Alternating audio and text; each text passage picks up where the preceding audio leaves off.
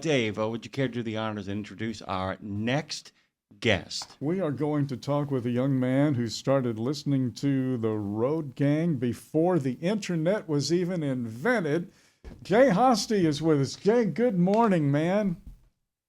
Good morning, Dave Nemo. Well, let me ask first off, where you at? Where you at right now?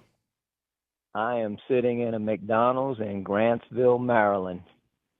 We were talking about McDonald's a little bit. Is it one of those great, colorful ones with the playground, or is it one of those gray ones that looks like, I don't know, the Gray Bar Hotel?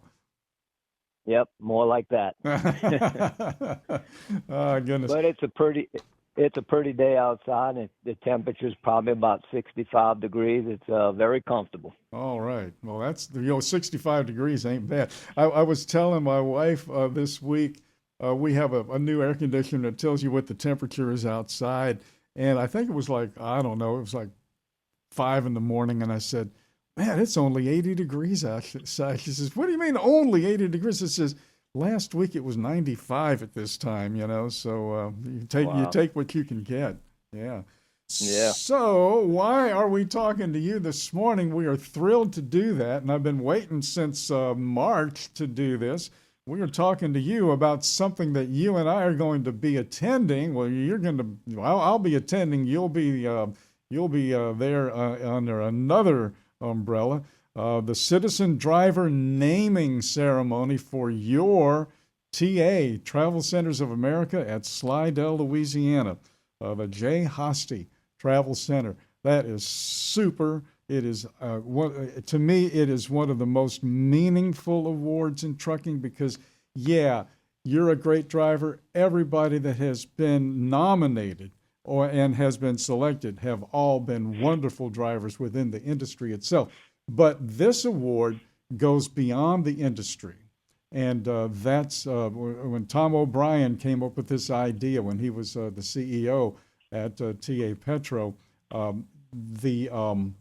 The award was established, and the idea of it was so encompassing.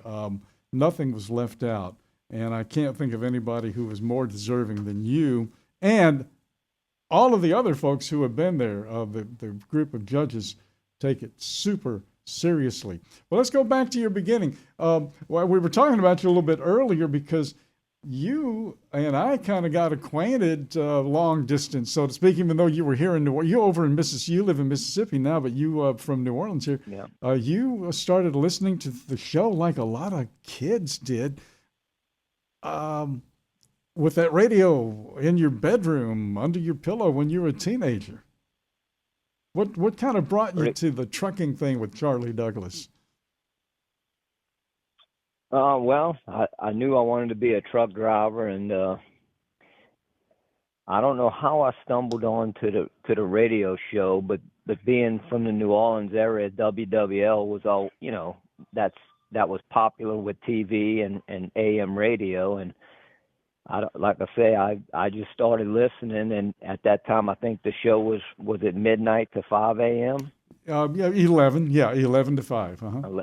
Okay. Well, mainly on weekends I would listen, and I remember you being Charlie I'd say the sidekick to Charlie Douglas, or you were doing the weekend shows and stuff. Exactly. And, yeah, I just got into that truck driving music, and it's still, I still like the old truck driving music. That's what I choose to listen to for truck driving songs. But yeah, it just got a hold of me, and then I was actually riding with a guy, and this was about 1978. I would ride with this fella that I met, and I'd call into the show. We wasn't on the road. I'd be at home, but I would use like his truck. I'd say I'm leased to Ryder. I would be filling in like I was him. Yeah. That is fun. What is really fun too, Dave, wanted to kind of point this out, is that the stop that you've picked, that one in Slidell that many people are aware of, is not just one you've picked because it's in your hood. It's got real nostalgic and sentimental value to you. Mm-hmm. Correct? Yeah. yes, because at that same time, as a teenager, 17, 18 years old, my girlfriend at the time, Kat, who is my wife now of 43 years, I'm proud to say, we would go out there and we had my mother's car. It was a little Datsun station wagon, a B210 Datsun station wagon. Yeah. Yep. Yep. We used to open the hatchback and sit back there and look at the trucks coming in. And you know, that whole area, that parking lot, now it's all still the same, you know. It is, yeah. And you can, yeah, they never really changed a whole lot, but the trucks that I'd see that I liked, we'd go run in the back and watch them back in, and then I'd take pictures of them.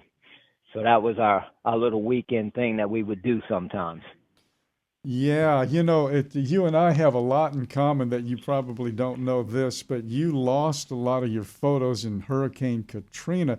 I lost Absolutely. a lot of my photos in the May flood in 2010 up in Nashville. So yeah, we've lost photos to water in two different places at two different times, but but you still have some, I think. Yeah.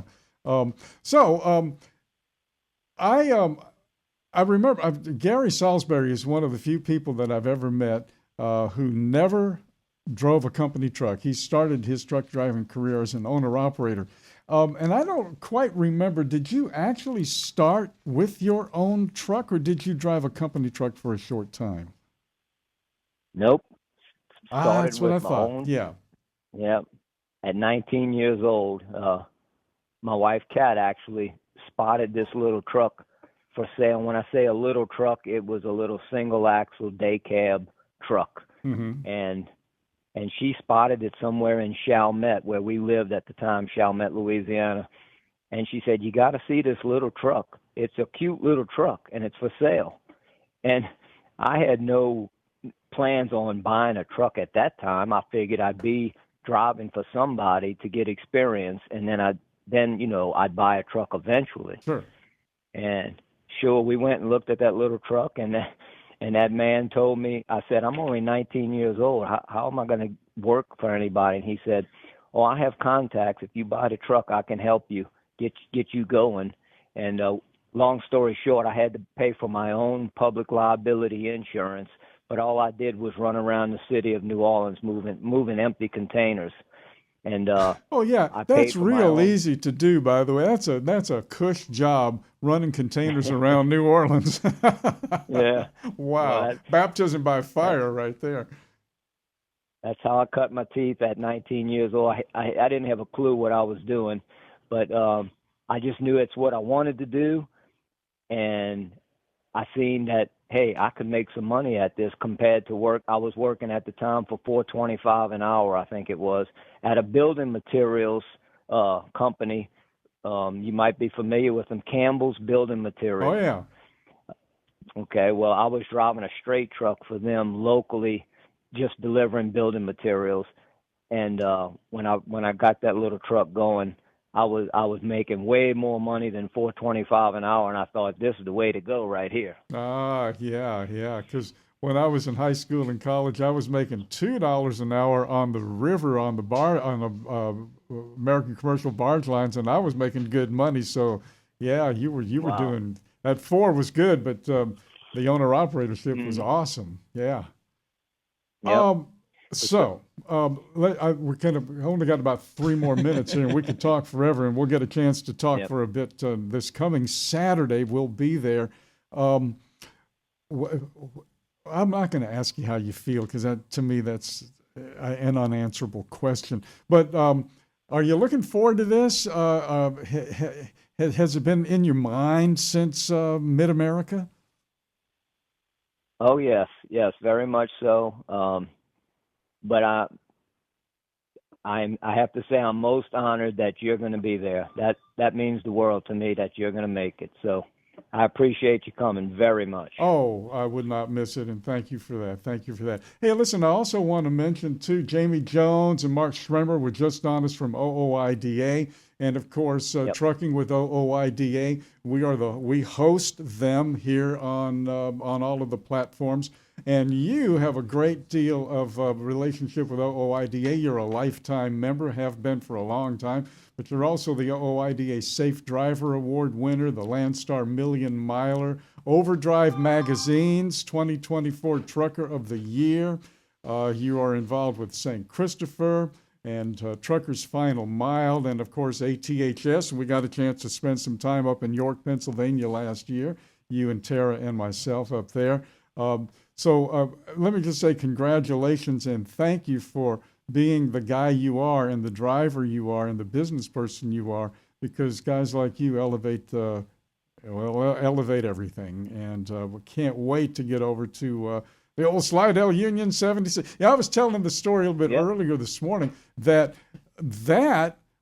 place was the first sponsor of trucking radio ever.